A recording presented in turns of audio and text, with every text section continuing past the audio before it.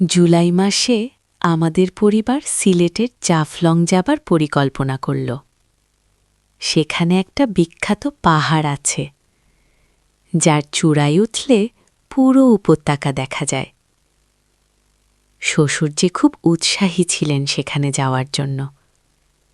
বাকি সবাই হোটেলে থেকে গেল ক্লান্তির কারণে।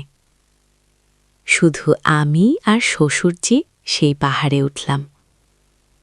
2 ঘন্টা ট্রেকিং করে চূড়ায় পৌঁছালাম সূর্যাস্তের ঠিক আগে। চারপাশের দৃশ্য অসাধারণ। সূর্য ডুবে যাচ্ছে পাহাড়ের পেছনে, কমলা রঙের আলো ছড়িয়ে আছে সব জায়গায়। আমি মুগ্ধ হয়ে দেখছিলাম। শ্বশুরজি বললেন, বৌমা, এদিকে একবার তাকাও তো। আমি ঘুরে দাঁড়ালাম। দেখি তিনি হাঁটু গেড়ে বসে আছেন। তার হাতে একটা লাল মখমলের ছোট বক্স।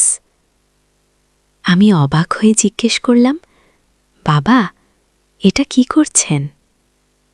তিনি বক্সটা খুললেন। ভেতরে একটা চকচকে সোনার আংটি, মাঝখানে বড় একটা হিরে।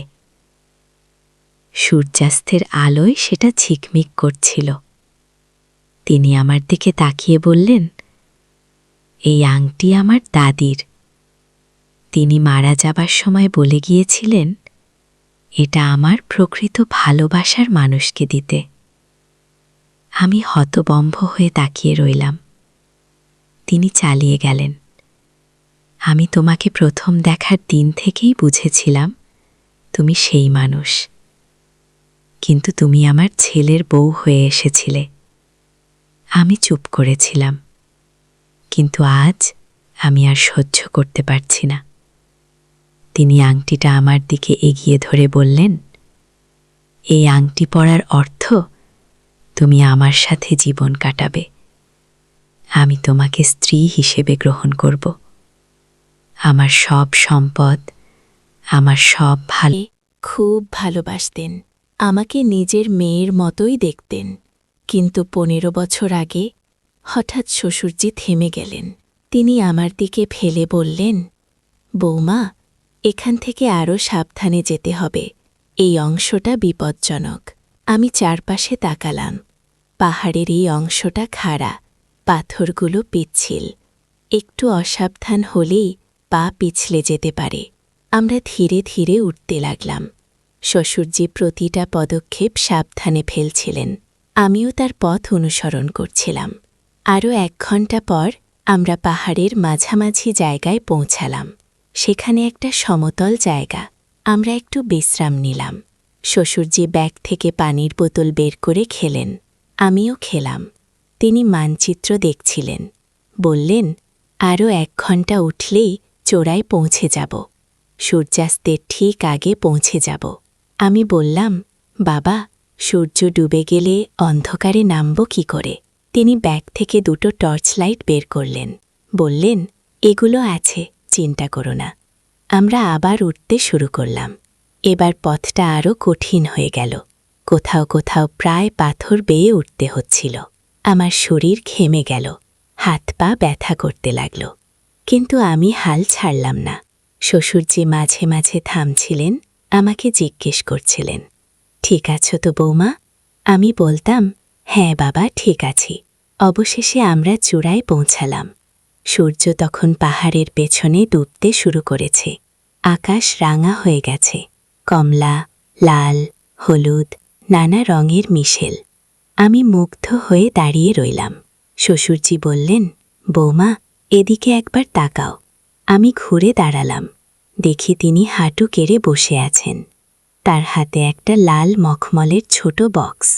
আমি অবাক হয়ে জিজ্ঞেস করলাম, বাবা, এটা কি করছেন? তিনি বক্সটা খুললেন। ভেতরে একটা চকচকে সোনার আংটি, মাঝখানে বড় একটা হিরে।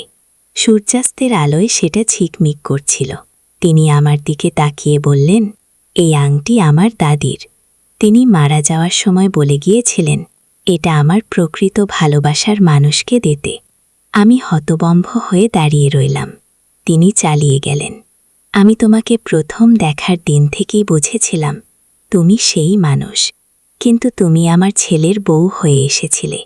আমি চুপ করেছিলাম, কিন্তু আজ আমি আর সহ্য করতে পারছি না। তিনি আংটিটা আমার দিকে এগিয়ে ধরে বললেন, এই আংটি পরার অর্থ তুমি আমার সাথে জীবন কাটাবে। আমি তোমাকে স্ত্রী হিসেবে গ্রহণ করব। আমার সব সম্পদ, আমার সব ভালোবাসা, সব কিছু তোমার। আমার সূর্যাস্তের লাল আলোয় পুরো দৃশ্যটা স্বপ্নের মতো মনে হচ্ছিল। আংটিটা এত সুন্দর, প্রস্তাবটা এত রোমান্টিক। আমার হাত এগিয়ে যেতে চাইল, কিন্তু হঠাৎ আংটিটা থেকে একটা ঝলকানি বের হলো। লাল আলো চারপাশে ছড়িয়ে গেল। আমি চমকে উঠলাম। শ্বশুরজি বললেন, ভয় পেও না বৌমা, এটা আংটির ক্ষমতা। কিন্তু আমার মনে হলো কিছু একটা ঠিক নেই। আংটিটা থেকে যে আলো বের হচ্ছে সেটা অস্বাভাবিক। আমি পেছনে সরে গেলাম। হঠাৎ শ্বশুরজির চেহারা পাল্টে গেল। তার চোখ লাল হয়ে গেল। তিনি হাসছিলেন, কিন্তু সেই হাসি খুব ভয়ঙ্কর লাগছিল। তিনি বললেন, তুমি কি জানো এই আংটি কি? এটা শুধু একটা সাধারণ আংটি নয়, এটা একটা অভিশপ্ত আংটি। যে এটা পরবে সে আমার নিয়ন্ত্রণে চলে আসবে, চিরকালের জন্য। আমার গা শিউরে উঠল। আমি বললাম, বাবা, এসব কি বলছেন? উঠুন। তিনি বললেন, আমি তোমার শ্বশুর নই, আমি এই মন্দিরের রক্ষক। শতাব্দী ধরে আমি এখানে আছি। মাঝে মাঝে কেউ একজন এই পাহাড়ে আসে। আমি তাদের শরীর ধারণী আর আংটি দিয়ে নতুন কাউকে আমার সাথে বেঁধে ফেলি। আমার মাথা ঘুরতে লাগল। এটা কি সম্ভব? আমি স্বপ্ন দেখছি নাকি? তিনি আবার এগিয়ে এলেন, বললেন, তুমি পালাতে পারবে না আংটি, তোমাকে টানছে। তুমি আমার হয়ে যাবে। সত্যি, আমার মনে হচ্ছিল আংটিটা আমাকে টানছে, আমার হাত এগিয়ে যেতে চাইছে। আমি নিজেকে সামলাতে পারছিলাম না। কিন্তু তখনই আমার মনে পড়ল তিয়াশা আর রুদ্রের কথা, আমার স্বামী রঞ্জনের কথা। তারা আমার জন্য অপেক্ষা করছে। আমি তাদের ছেড়ে যেতে পারি না। আমি জোর করে নিজেকে টেনে ধরলাম। বললাম, না, আমি এই আংটি পরব না। আমি আমার পরিবারের কাছে ফিরে যাব। সেই মুহূর্তে মন্দিরের দেয়াল থেকে একটা আলো বের হল। একটা মহিলার ছায়ামূর্তি ভেসে উঠল। আমি চিনতে পারলাম, এ আমার শাশুড়ি। শাশুড়ি বললেন, মেঘলা, ভয় পেও না, আমি তোমাকে সাহায্য করব। আমি কাঁপতে কাঁপতে বললাম, মা, আপনি? তিনি বললেন, হ্যাঁ বৌমা, আমি 15 বছর আগে এখানে এসেছিলাম। মহিষ আমাকে নিয়ে এসেছিল। সেও তখন এই অশুভ আত্মার নিয়ন্ত্রণে ছিল। কিন্তু আমি আংটি পরিনি। আমি পালিয়ে যাওয়ার চেষ্টা করেছিলাম, কিন্তু পাহাড় থেকে পড়ে গিয়ে আমার মৃত্যু হয়। আমার চোখে জল এলো। বললাম, তাহলে শ্বশুরজি? শাশুড়ি বললেন, ও আমার স্বামী নয়, ও একটা অশুভ শক্তি যে মহিষের শরীর দখল করে আছে। আমার মৃত্যুর পর মহিষ পাগল হয়ে গিয়েছিল, তখনই আত্মা তার শরীরে ঢুকে গেছে। আমি বললাম, তাহলে রঞ্জন, তিয়াশা, রুদ্র তারা কি জানে? শাশুড়ি বললেন, না, তারা কেউ জানে না। মহেশ সবার সামনে স্বাভাবিক আচরণ করে, কিন্তু ভেতরে ভেতরে সে একজন শিকার খুঁজছিল। তুমি সেই শিকার। আমি ভয়ে কাঁপছিলাম। বললাম, আমি কি করব? শাশুড়ি বললেন, আংটিটা ধ্বংস করতে হবে, এটাই একমাত্র উপায়। আংটি ধ্বংস হলে সব অভিশাপ শেষ হবে, মহিষও মুক্তি পাবে। আমি বললাম, কিভাবে ধ্বংস করব? শাশুড়ি বললেন, আংটিটা বেদির মাঝে রেখে আগুন জ্বালাতে হবে, তবে যে আগুন জ্বালাবে তাকে নিজের রক্ত দিতে হবে। আমি বললাম, আমি করব। শাশুড়ি বললেন, না বৌমা, এটা বিপজ্জনক, তুমি মরে যেতে পারো। আমি বললাম, তবু আমাকে চেষ্টা করতে হবে। আমি আমার পরিবারকে বাঁচাতে চাই। আমি সেই অশুভ শক্তির দিকে তাকালাম। সে এখনও হাঁটু গেড়ে বসে আছে, আংটি হাতে। কিন্তু এখন তার চেহারা বদলে গেছে। সে আর আমার শ্বশুর নয়, সে একটা ভয়ঙ্কর অশুভ আত্মা। আমি দৌড়ে তার কাছে গেলাম। হঠাৎ করে আংটিটা তার হাত থেকে কেড়ে নিলাম। সে চিৎকার করে উঠল। চারপাশে ঝড় উঠল, পাথর উঠতে লাগল। আমি দৌড়ে মন্দিরের ভেতরে গেলাম, বেদির সামনে দাঁড়ালাম, আংটিটা বেদির উপর রাখলাম। ব্যাগ থেকে একটা দিয়াশলাই বের করলাম, কিন্তু আগুন জ্বালানোর জন্য কিছু চাই। আমি চারপাশে দেখলাম, মেঝেতে শুকনো ঘাস আর ডালপালা পড়ে আছে। সেগুলো জড়ো করে বেদির কারপাশে রাখলাম। তারপর আমার হাতের আঙুল দিয়ে পাথরে আঘাত করলাম। রক্ত বের হলো। সেই রক্ত ঘাসের উপর ফেলে দিলাম। দিয়াশলাই জ্বালালাম। ঘাসে আগুন ধরল। আগুন ধীরে ধীরে বাড়তে লাগল। আংটিটা আগুনে পড়ল। হঠাৎ একটা বিকট শব্দ হলো। আংটি থেকে ধোঁয়া বের হতে লাগল। লাল আলো চারপাশে ছড়িয়ে গেল। সেই অশুভ আত্মা চিৎকার করছিল। সে বলল, না, তুমি কি করলে? আমার ক্ষমতা শেষ হয়ে যাচ্ছে। আমি দেখলাম শ্বশুরজির শরীর থেকে একটা কালো ছায়া বের হয়ে গেল। সেই ছায়া চিৎকার করতে করতে হাওয়ায় মিলিয়ে গেল। শ্বশুরজি মাটিতে পড়ে গেলেন। আমি দৌড়ে তার কাছে গেলাম। তাকে কোলে তুলে নিলাম। বললাম, বাবা, বাবা। তিনি চোখ খুললেন। তার চোখ এখন স্বাভাবিক। তিনি আমার দিকে তাকিয়ে বললেন, বৌমা, আমি কোথায়? আমি বললাম, আপনি পাহাড়ে আছেন বাবা, সব ঠিক হয়ে গেছে। তিনি বললেন, আমার মনে পড়ছে না কিছু। আমি কিভাবে এখানে এলাম? আমি তাকে সব কিছু বললাম, কিভাবে একটা অশুভ আত্মা তার শরীর দখল করেছিল, কিভাবে সেই আংটি ছিল অভিশপ্ত, কিভাবে আমি সেই অভিশাপ ভেঙে দিলাম। তিনি শুনে কাঁদতে লাগলেন।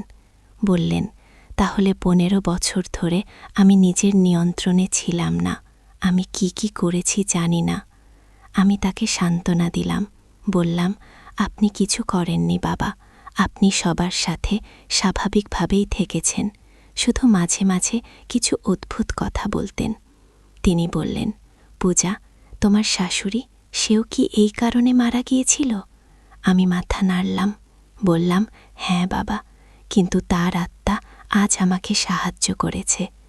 শ্বশুরজি বললেন, আমি তাকে বাঁচাতে পারিনি, আমি একজন ব্যর্থ স্বামী।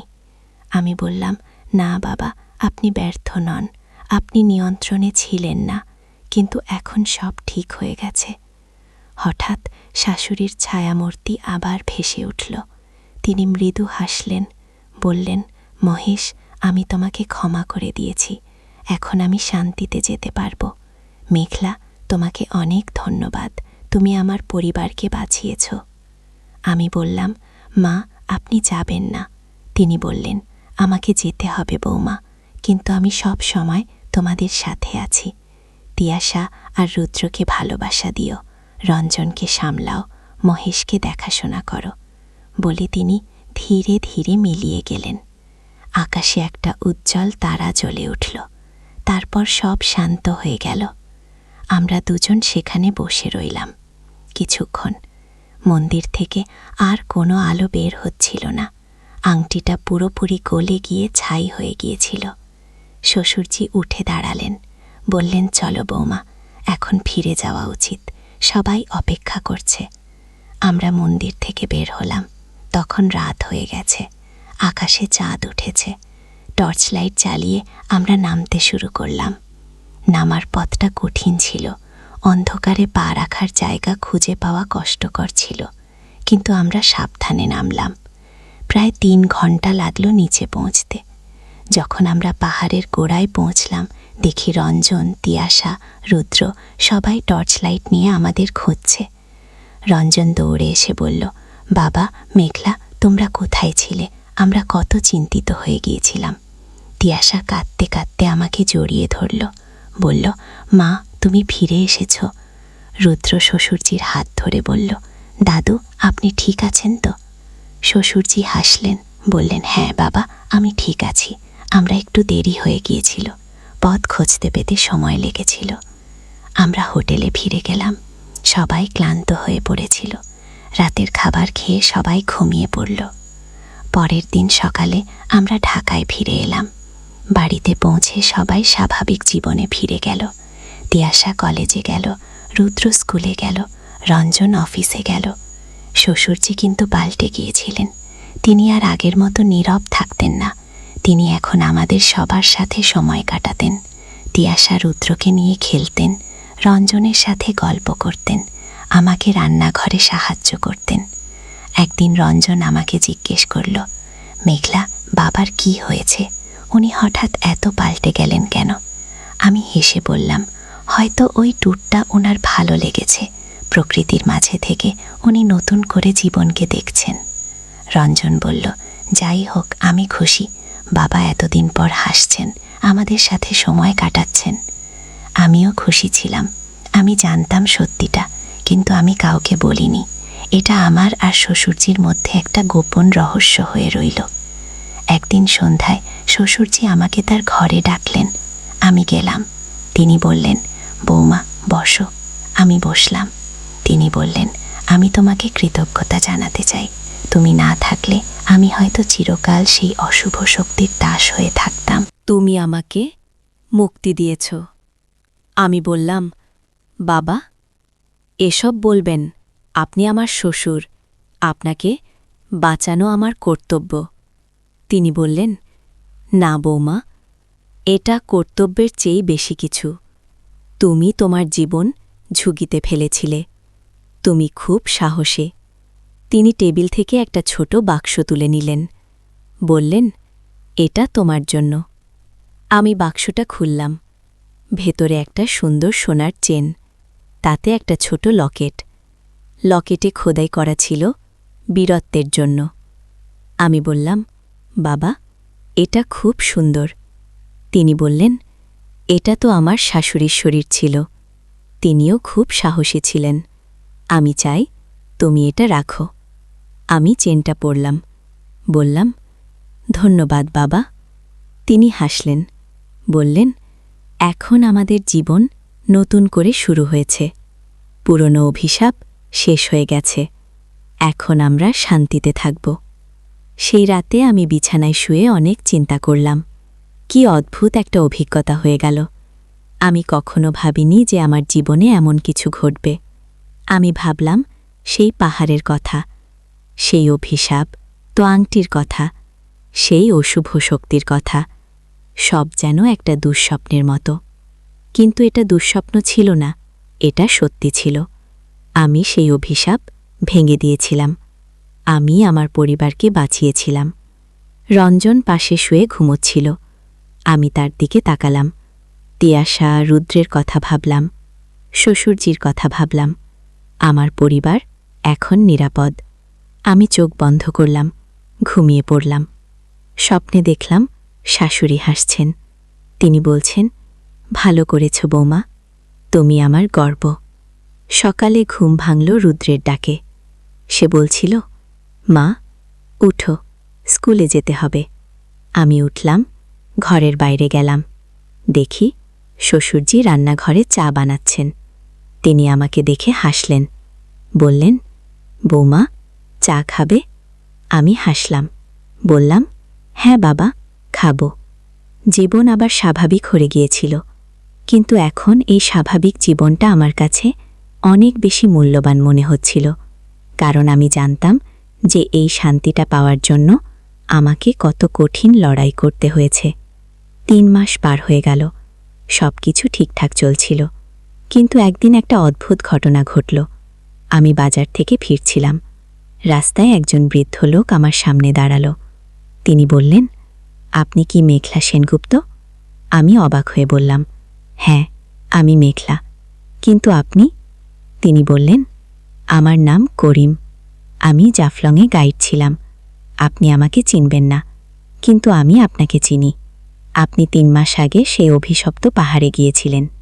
আমার মনে পড়ল, হ্যাঁ, করিম, সেই গাইড যে আমাদের পথ দেখিয়ে দিয়েছিল। আমি বললাম, হ্যাঁ, আমি মনে করতে পারছি। আপনি এখানে কেন?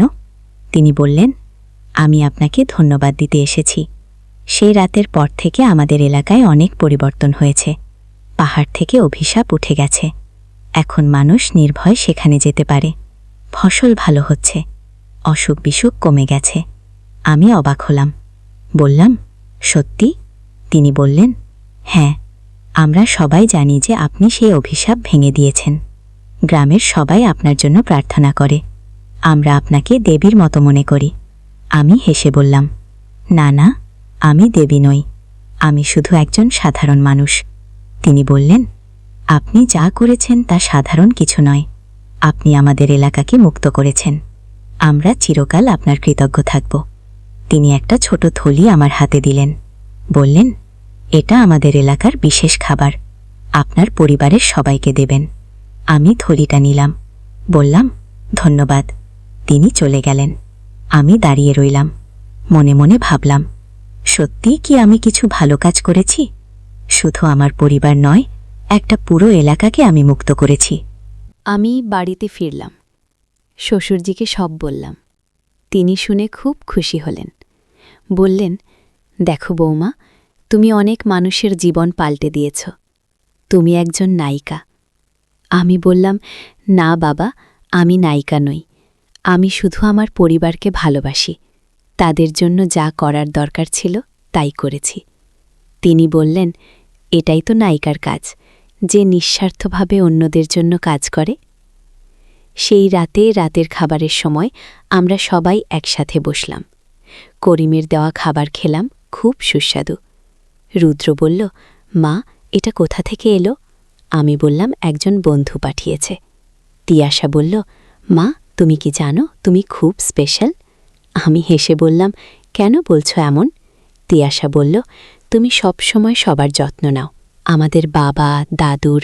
তুমি আমাদের পরিবারের ভিত্তি। আমার চোখে জল এলো। আমি বললাম, তোমরাই আমার জীবন। তোমরা না থাকলে আমি কিছুই নই। রঞ্জন আমার হাত ধরল, বলল, মেঘলা, আমি তোমাকে খুব ভালোবাসি। তুমি আমার জীবনের সেরা জিনিস। শ্বশুরজি বললেন, আমরা সবাই একে অপরকে ভালোবাসি।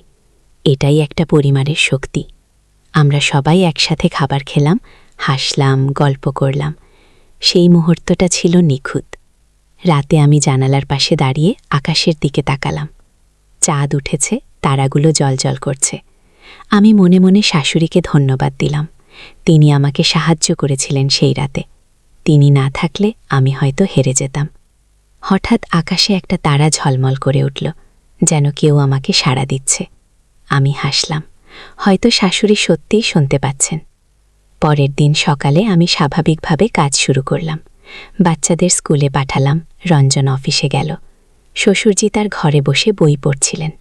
আমি রান্নাঘরে গেলাম, দুপুরের খাবো তৈরি করতে লাগলাম।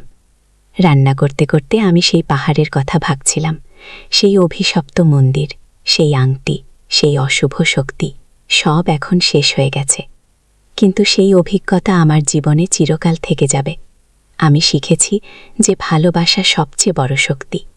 আমার পরিবারের প্রতি ভালোবাসাই আমাকে সেই কঠিন লড়াইয়ে জিততে সাহায্য করেছিল। আমি আরও শিখেছি যে অন্ধকার যতই শক্তিশালী হোক না কেন, আলো সবসময় জয়ী হয়। সত্য সবসময় মিথ্যেকে হারায়, ভালো সবসময় মন্দকে পরাজিত করে। দুপুরে খাবার রেডি হলো।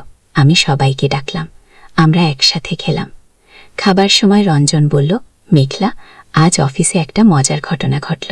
আমি বললাম, কি হয়েছিল? রঞ্জন বলল, আমার বস আমাকে প্রমোশন দিয়েছে, এখন আমি সিনিয়র ম্যানেজার। আমরা সবাই খুশি হলাম। তিয়াশা বলল, ওয়াও বাবা, কংগ্র্যাচুলেশনস। রুদ্র বলল, বাবা, এখন তুমি আরও টাকা পাবে? রঞ্জন হেসে বলল, হ্যাঁ বাবা, আরও টাকা পাবো। আমরা সবাই মিলে সেলিব্রেশন করব। শ্বশুরজি বললেন, খুব ভালো খবর, আমি গর্বিত তোমায় নিয়ে। আমি হাসলাম, বললাম, আমি শুধু আমার কর্তব্য পালন করেছি। তারা বললেন, তুমি আমাদের নায়িকা, আমরা তোমার জন্য গর্বিত। হঠাৎ আমার ঘুম ভাঙল। সকাল হয়ে গেছে, সূর্যের আলো ঘরে ঢুকছে, পাখিরা গান গাইছে। আমি উঠলাম, জানালা খুললাম। বাইরে সুন্দর সকাল, আকাশ নীল, বাতাসে ফুলের গন্ধ। আমি গভীর শ্বাস নিলাম, মনে মনে বললাম, আজ একটা নতুন দিন। একটা হার্ট অ্যাটাকেই তিনি মারাম। সেই থেকে শ্বশুরজি আরও নীরব হয়ে গেলেন। শাশুড়ির মৃত্যুর পর শ্বশুরজি আরও বেশি করে তার গবেষণায় ডুবে গেলেন। প্রায় পুরো সময়টা কাটাতেন তার পড়ার ঘরে। সেই ঘরে আমাদের প্রবেশ নিষেধ ছিল, শুধুমাত্র তিনি নিজে ওই ঘরে ঢুকতে পারতেন। এমনকি রঞ্জনও সেই ঘরে খুব একটা যেত না। আমার জীবন চলছিল খুব সাধারণভাবে। সকালে উঠে বাচ্চাদের স্কুলে পাঠানো, ঘরের কাজ করা, রান্না করা, বিকেলে বাচ্চাদের পড়াশোনায় সাহায্য করা।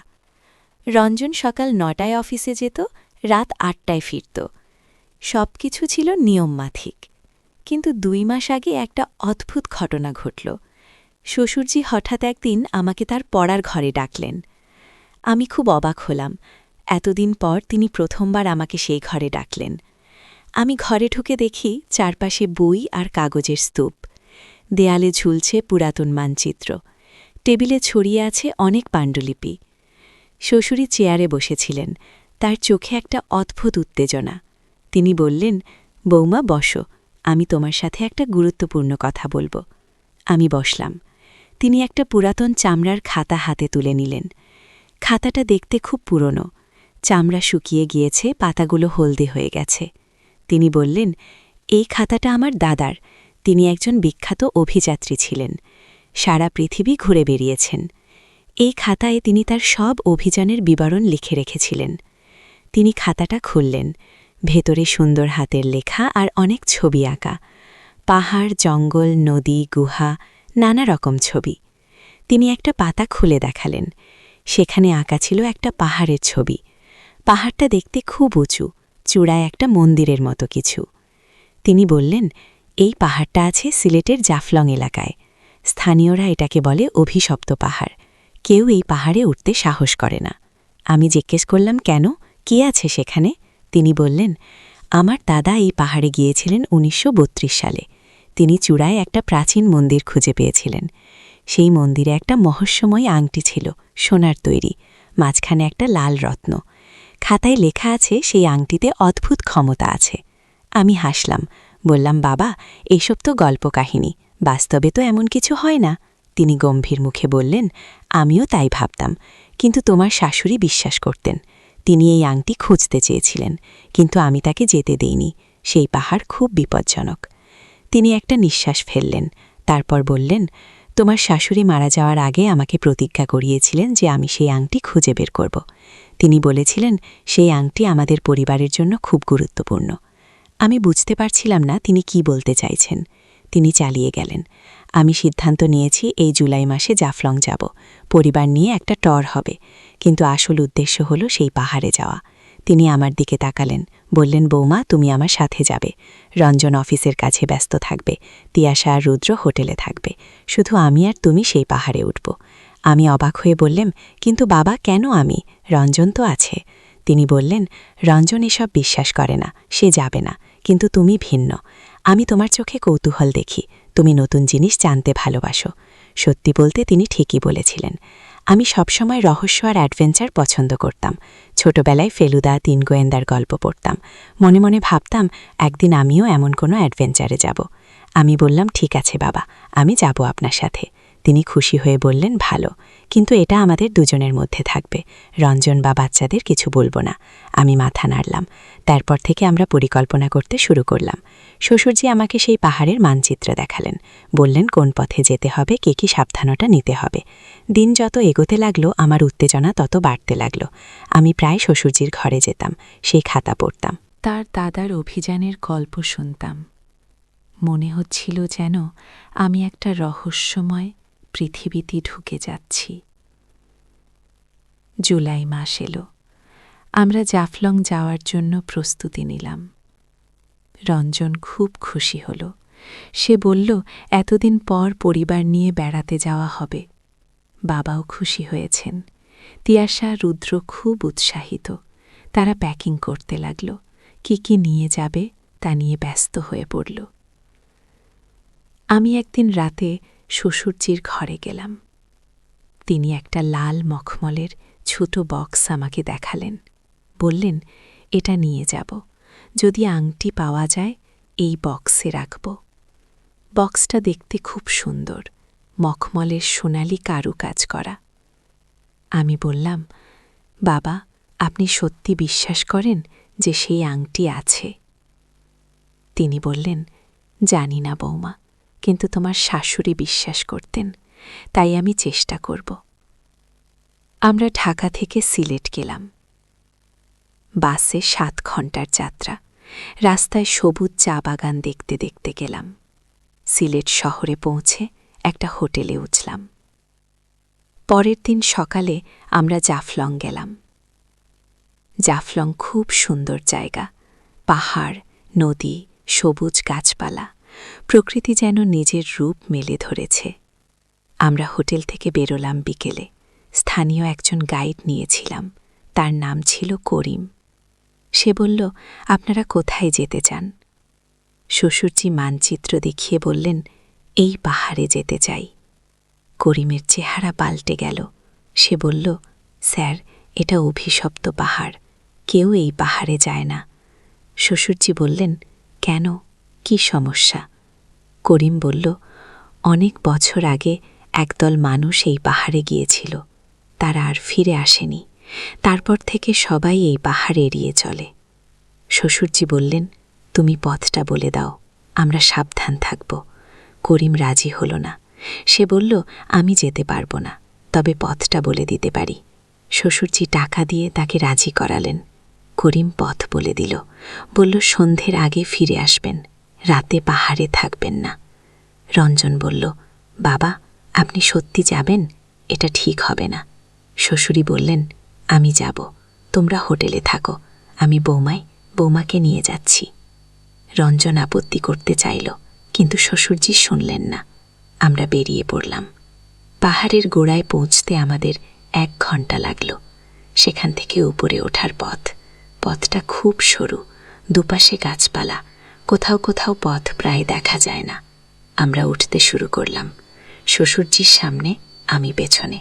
তিনি হাতে একটা লাঠি নিয়ে চলছিলেন। আমার হাতে ছিল একটা ব্যাগ, যেখানে পানি আর কিছু খাবার ছিল। প্রথম 1 ঘন্টা ভালোই গেল। পাহাড়ের পাশ দিয়ে একটা ছোট্ট ঝর্ণা বয়ে যাচ্ছিল। ঝর্ণার শব্দ শুনতে শুনতে আমরা উঠছিলাম।